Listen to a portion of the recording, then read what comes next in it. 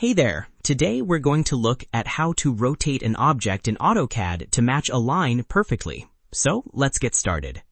First, select the rectangle by clicking on it with your mouse cursor until it is highlighted.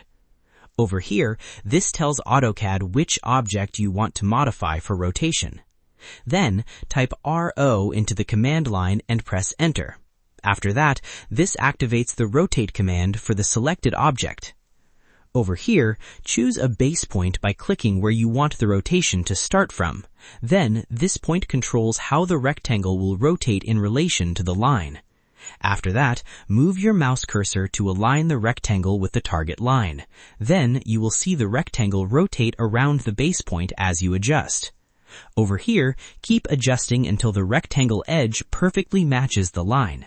After that, use the visual feedback to fine-tune the alignment. Then, confirm the rotation by finalizing the position when everything looks properly aligned.